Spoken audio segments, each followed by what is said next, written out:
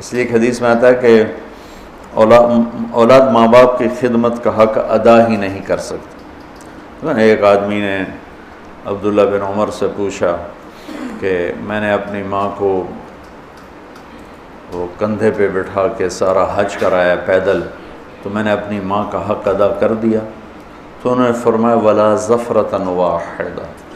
کہ تیری ماں نے تجھے پالتے ہوئے جو تھک تھک کے لمبے سانس، اس کو ظفرہ کہتے ہیں، آواز کے ساتھ سانس لینا، کہ ابھی ایک سانس کا حق بھی ادا نہیں ہوا۔ اس کا مطلب یہ نہیں کوئی ایک اور حج کروائے گا تو ایک سانس کا حق ادا ہو جائے گا، یہ کہنے کا مطلب تھا کہ یہ حق ادا ہو نہیں سکتا۔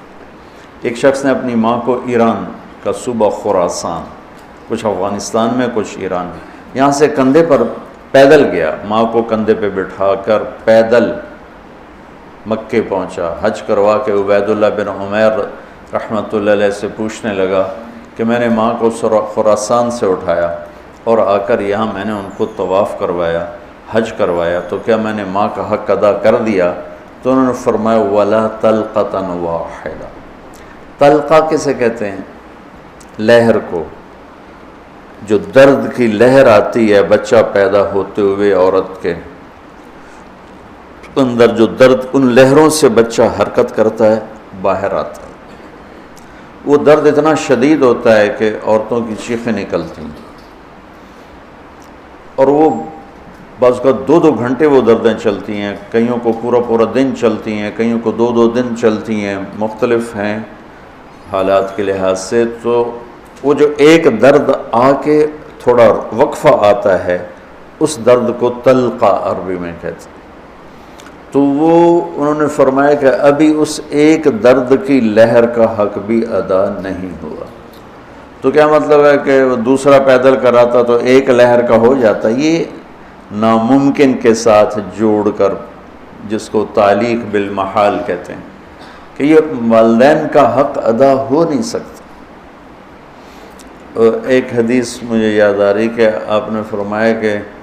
والد کے حق ادا کرنے کی ایک ہی شکل ہے کہ اسے غلام دیکھے تو خرید کے آزاد کر دے۔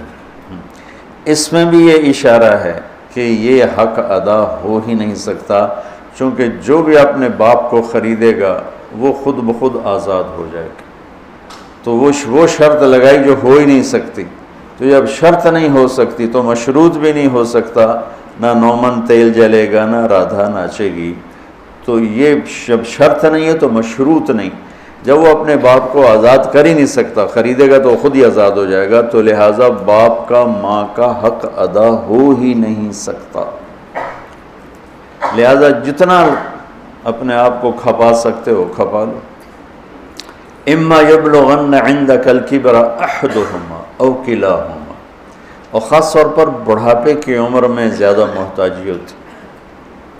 اور زیادہ ماں باپ کو ضرورت ہوتی ہے، تو اللہ نے خاص طور پر اس عمر کا ذکر کر کے فرمایا کہ اما یبلغن عندک الکبر احدہما او کلاہما، جب یہ بڑھاپے میں آ جائیں، دونوں تیرے زندہ ہوں بڑی برکت ہے، ایک زندہ ہوں تو بھی بڑی برکت ہے، تو فلا تقل لهما اف ولا تنہرهما وقل لهما قولا کریما۔ کیا خوبصورت نصیحت کہ اپنے ماں باپ کیا ہو گیا، بعض اوقات چڑھ کے بچہ کہتا یہ بھی اللہ تعالیٰ کہتا نہیں کرنی۔ آج کل کے ماں باپ بھی اولاد کے ہاتھوں ذلیل ہو رہے ہیں، دکھی ہو رہے ہیں، خاص طور پر زیادہ پڑھا لکھا طبقہ اور زیادہ ان پڑھ طبقہ دیہاتی، جو درمیان میں ان میں بھی ہے لیکن کم ہے۔ جو زیادہ دنیاوی تعلیم پڑھ گئے ہیں ان کو بھی نہیں پتہ باپ کون ہوتا ہے، ماں کیا ہوتی ہے، اور جو بالکل جاہل ہیں ان کو بھی نہیں پتہ ہوتا۔ تو ان دونوں جگہ میں تو بہت زیادہ ماں باپ دکھی ہیں، اور بیچ میں کچھ ہے، شکر ہے اللہ کا جو نعمت ہے اس کا، ابھی بھی بہت اولادیں ہیں جو ماں باپ کے فرما بردار ہیں۔ اکثریت اس وقت ایسی ہو چکی ہے کہ ادنا صدیقہ و اقصی اباہ، باپ کو دھکا دیں گے دوست کو قریب کریں گے۔ تو اللہ تعالیٰ فرما رہا ہے کہ جب یہ بڑھاپے کا شکار ہوں تو ان کے آگے اف یہ اتنا بھی نہیں کرنا، اور نہ ہی کبھی ان کے ساتھ کوئی سخت بول بولنا ہے بدتمیزی کا، ولا تنہروا وقل لہما قولا کریما، تکلفاً محبت کا بول، نرمی کا بول، آسان لہجے میں ان کے ساتھ بات کرو، کہ کئی بعض اوقات لہجہ بھی وہ علقمہ کی والدہ کو کیا گلا تھا بیٹے سے کہ میرا بیٹا نافرمان نہیں ہے، یہ اللہ کا بھی فرما بردار ہے اور میرا بھی کوئی ایسا گستاخ نہیں ہے، بس جب بات کرتا ہے تو اتنے سخت لہجے میں کرتا ہے کہ میرا کلیجہ کٹ گیا ہے، اس لیے میں اس سے ناراض ہوں۔ لہجے کی کاٹ آدمی کو مار دیتی ہے۔